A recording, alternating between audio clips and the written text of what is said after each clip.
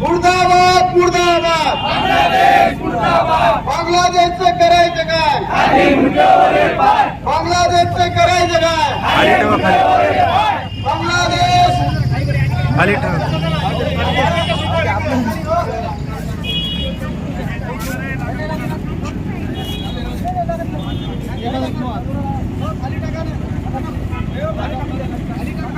जय श्रीराम जय श्रीराम बांगलादेशचं करायचं काय? बांगलादेशचं करायचं काय? भारत माता की भारत माता की जय श्रीराम हिंद का पत्ता कड़वा है बांग्लादेश बड़वा है हिंद का पत्ता कड़वा है बांग्लादेश बड़वा है अरे बांग्लादेशचं करायचं काय? हिंदीवर लुटीचा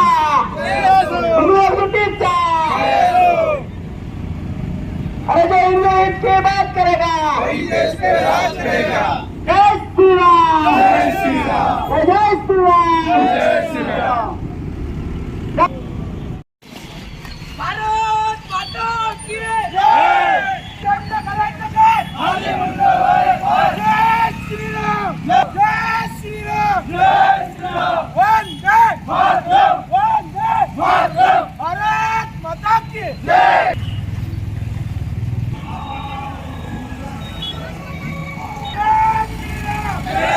आता ते बोलताना माईक पाहिजे होतं ना. आपलं आज येणार आहे गाणं. सगळ्यांना विनंती आहे की सर्वांनी रोडवर बसून घ्यायचं आहे. बांगलादेशचं करायचं काय? बांगलादेशचं करायचं काय?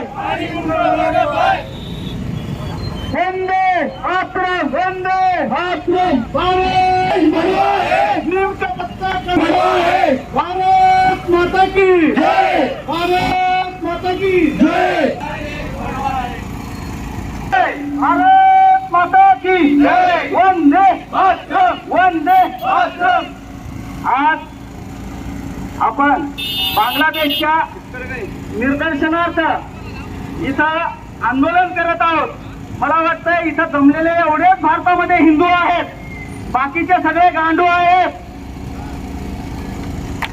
हिंदूची कमतरता आहे.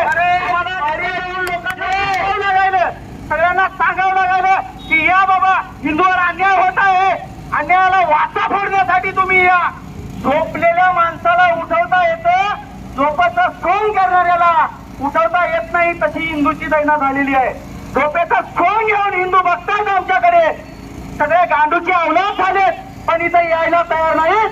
ही सगळ्यात मोठी शोकांतिका आहे. आज आपल्या एका हिंदू बांधवाला, टिपूदास नावाच्या व्यक्तीला बांगलादेशमध्ये एका झाडाला जाळून मारलं, जिवंत जाळून मारलं. तरी आम्ही शांत आहोत. आपल्या घरापर्यंत संकट येत आहेत. बांगलादेशातून बंगाल मार्गे भारतामध्ये बांगलादेशी शिरकाव करत आहेत आणि बांगलादेश मधल्या हिंदूंना सुद्धा अन्याय सहन करावा लागतो. त्याचबरोबर भारतातले हिंदू सुद्धा अन्याय सहन करत आहेत. ही सगळ्यात मोठी शोकांतिका आहे. तरी आपला हिंदू इथं यायला तयार नाही. भीतोय, ज्याला भीतोय हे चादरवाले आणि फादरवाले काहीतरी करतील, यांच्या मनामध्ये भीती आहे. मी ठामपणे सांगतो तुम्हाला, हे चादर फिरर काय घंटा वगैरे देऊ शकत नाही. आमचा घंटा. सगळ्यांना विनंती आहे की हिंदू बांधवांना की वेळीच सावध व्हा आणि लवकरात लवकर या निषेधामध्ये आपण ज्या संख्येने सामील व्हायला पाहिजे होतं त्या संख्येने आपण सामील होत नाही. ही सगळ्यात मोठी शोकांतिका आहे. आणि मी यानंतर विश्व हिंदू परिषद जिल्हा अध्यक्ष आदरणीय श्री श्यामजी रायवार सर त्यांना विनंती करतो की त्यांनी आपलं इथं मनोबल व्यक्त करावं. जय श्रीराम. सगळ्या हातगावमध्ये आपला आवाज पोहोचायचा आहे. माता की जय. भारत माता की जय. या ठिकाणी जमलेल्या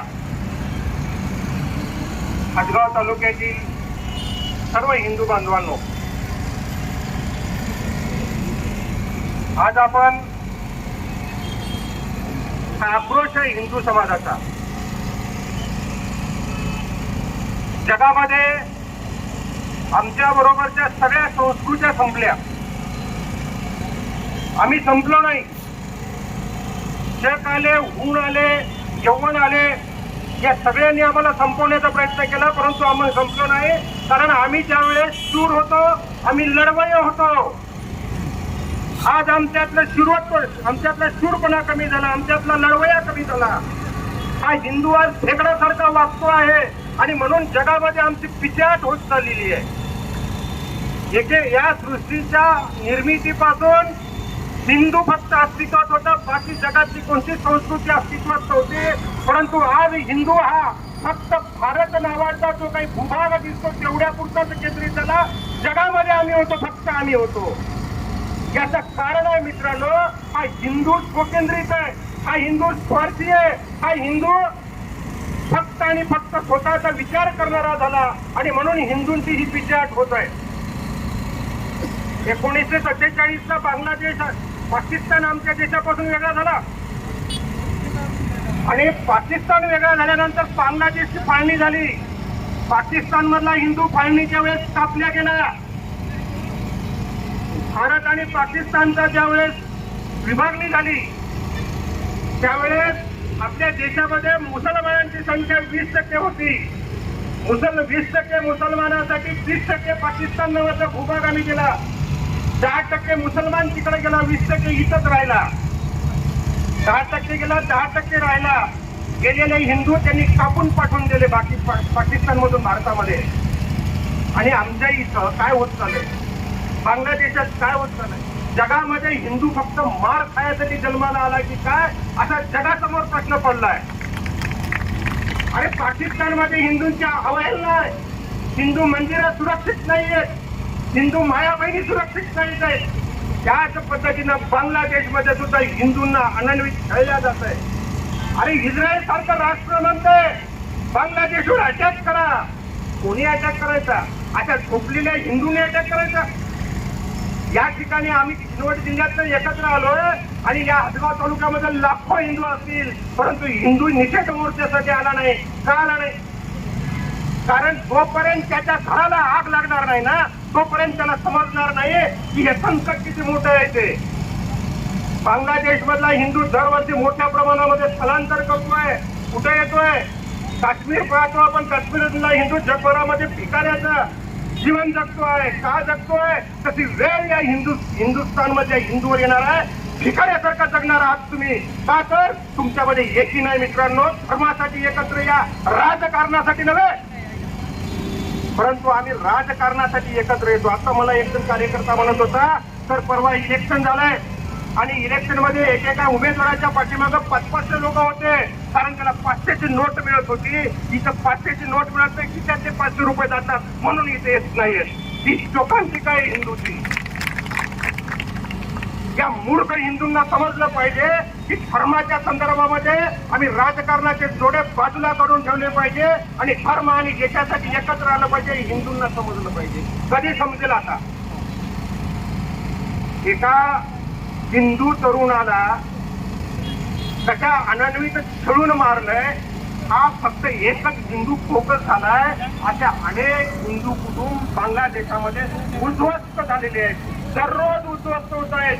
मीडिया त्याला फोकस करत नाही आणि आमच्या देशातले जे मानवतावादी कार्यकर्ते स्वतःला म्हणून घेत आहेत तथाकथित, त्या मानवतावाद्यांनी जगभरातल्या हिंदूंनाच फक्त डॉमिनेट करण्याचं ठरवलंय. जगातल्या इतर शक्तींना डॉमिनेट करायची त्यांच्यामध्ये हिंमत नाही. मित्रांनो, आता तुम्हाला आणि आम्हाला जर जगायचं असेल, आम्हाला हिंदू म्हणून जर जिवंत जगायचं असेल, आमचा नातू पुढे करून हिंदू म्हणून जर राहायचं असेल, तर आम्हाला आता जागं व्हायचं आहे. अन्यथा तुमचा नातू हिंदू म्हणून राहणार नाही.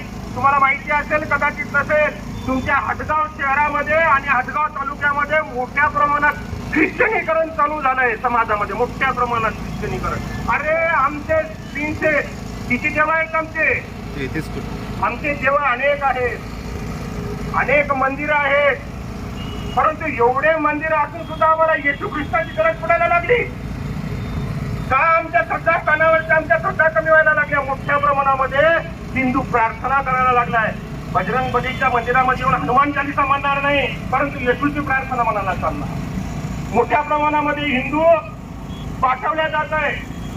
अगोदर तलवारीच्या बळावर पाठवल्या गेला आणि आता खोटं बोलून पाठवल्या जातोय. हिंदूंनो जागा व्हा, जातीपातीचा विचार करू नका.